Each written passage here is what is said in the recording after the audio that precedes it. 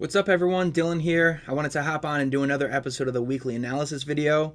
As always, I'll be talking about what's been going on in the market, and then going forward, I will be mapping out some of the key areas that I will personally be watching to gauge relative strength and weakness, and ultimately trying to figure out where the market heads next. With that said, we'll hop right into it.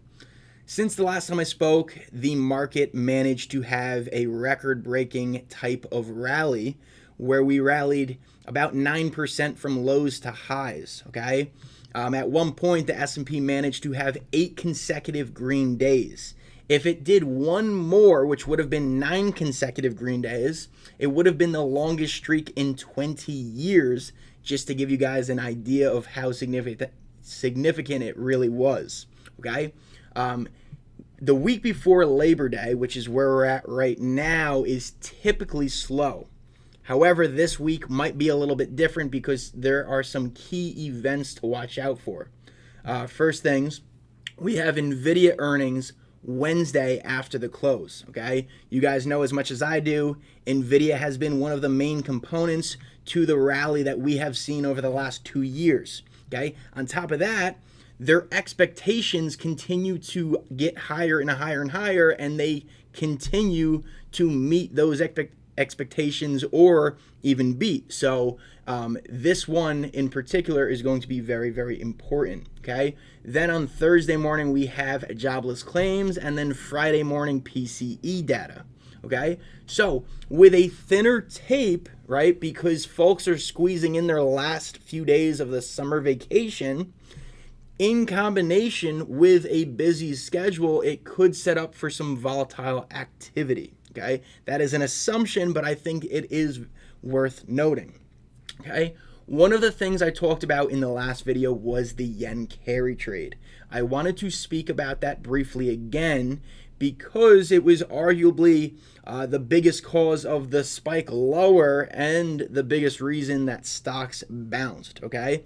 And the reason I say that is because it aligned very, very well with some key inflection points that we have seen in the S&P over the last month, okay?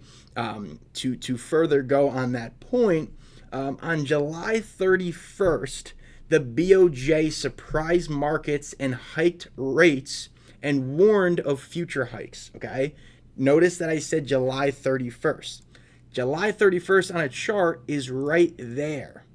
Was it a coincidence that it lined up with, basically the high before it dropped 8.5%? Who knows, okay? Not only that, but then on August 6th, the BOJ said it was not planning on raising rates anytime soon and pushed back against a hawkish bias so that they could stabilize markets, okay? And on August 6th, that was this day here. So yes, the market did come off from that point. It made a low. However, it did not take out this low here, okay? So this pullback wasn't that significant in my opinion. So since August 6th, when they kind of wanted to stabilize the market, the BOJ said it was kind of taking a step back from raising rates, the market then proceeded to rally all the way back from where it came off from, okay? So like I said, because the BOJ policy changes were at such key inflection points in terms of timing, it is very, very, very important going forward. On top of that, the Bank of Japan is literally doing the opposite of every major central bank in the world, okay? What I mean by that is they are still tightening policy while everyone else is cutting, okay? So the chances of this headwind sustaining and continuing to be a risk of the market is very, very high because of the fact of that, right? The fact that the BOJ is literally doing the opposite of what the U.S. federal bank and basically everywhere else in the world is doing. Okay, so that's very, very important. And like I said in the last video, I wanted to just kind of give you guys a very brief understanding of it again. But when the yen strengthens, the yen carry trade is at risk of coming off and that will cause global market volatility by forcing sales of leveraged long trades that are funded by the carry trade. Okay, like I said, I talked about it in the last video, but like I said, it's very, very important to keep an eye on going forward. Okay, so in the last video, I talked about FXY. That is an ETF that kind of follows the yen. Okay, however, you can see it's not the greatest in terms of price action. So I personally will look at the JPY to USD spread on TradingView. Okay, you could also look at 6J, which is the futures contract for the yen. Okay, those are much more liquid than FXY. Okay, so it's just a preference thing. Okay, but ultimately, if the yen manages to break above the August 5th high, it's going to likely cause some turbulence in US markets. Okay, so I would keep an eye on it. I'm not saying to stare at it all day, but I would, take a glimpse at it here and there, maybe once a day, just to kind of get a gauge of what it's doing and how the overall price action is going. Okay. On top of that, I also noticed that there's a key trend line that has been in effect over the last year. So since July of 2023, so a little bit over a year. Okay. I'm going to go ahead and draw that. Okay. So for a little bit over a year, we have had 8 or 9 different daily tests at that line.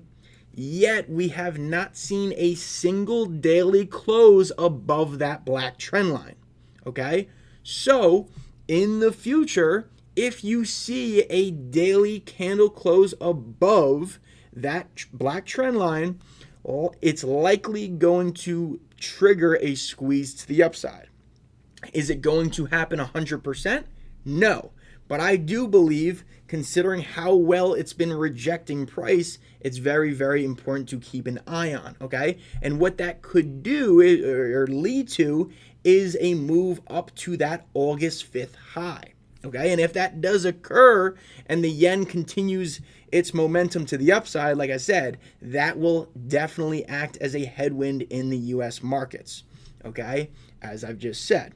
So like I said, because of the inflection points and the fact that it is still a problem, right, in terms of policy changes, I definitely would recommend keeping an eye on it.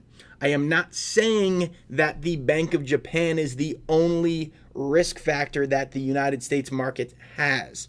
Instead, right, it's just very, very key for the time being, okay? There's other risks such as, say, NVDA earnings and slowing growth and PCE data and so many other factors, right? So like I said, I'm not just saying that this is the only risk. There are definitely others, but this is for the time being, okay? So going forward, where do we look, okay? I'm going to map out some key areas that I have been looking at to hopefully help all of you guys watching this, okay? So first off, we have this very, very important trend line on the S&P, okay? It started August 1st, so it has been very, very important for this current month, okay? It was resistance on August 1st, and then it became resistance again on August 18th and the 19th before breaking out on the 19th, right?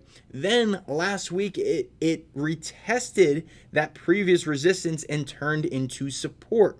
Okay, you could also draw this by doing this. You could kind of draw like a little zone area, right? You could see that this previous, we'll make it green, this previous resistance, right? Resistance from late July and early August still became resistance in mid-August. And then once it broke out, it was retested last week for a bounce. Okay, so since the first retest occurred, usually the first retest has the largest probability of working, right? Now that we're going on to the second retest, if it's tested again, it's technically weaker.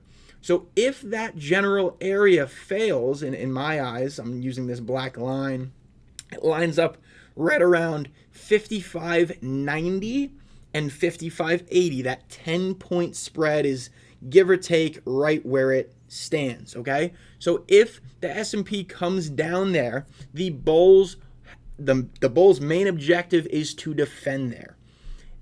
The inability to defend that area sets up for a further decline where the sentiment might flip from buying the dip to selling the rip, okay? Very, very important.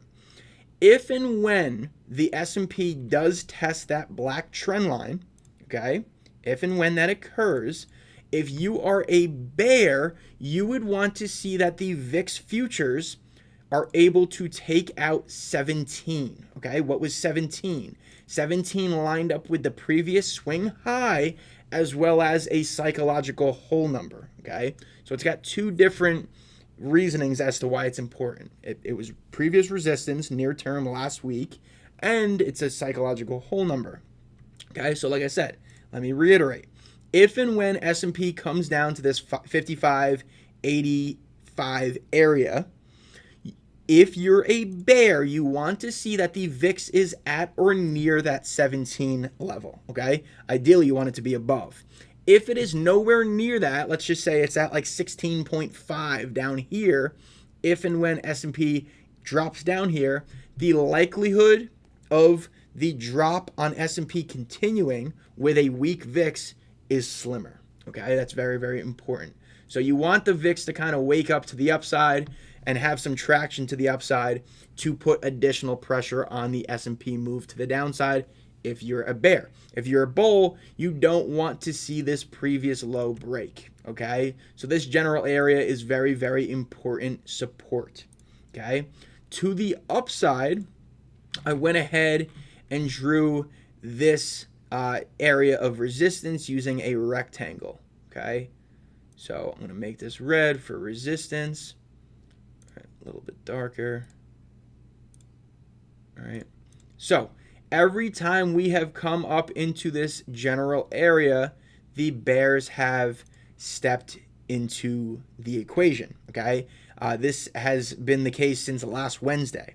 Okay. So I would say, to give you a quantifiable area, 56.55 to say 56.70 is key resistance until proven otherwise. Okay, so for the time being, the market continues to chop in between the black support line and the red rectangle resistance. Okay, so going forward, to keep it very, very simple, to prevent overwhelming, right, that overwhelming feeling of just like, holy shit, what am I looking at?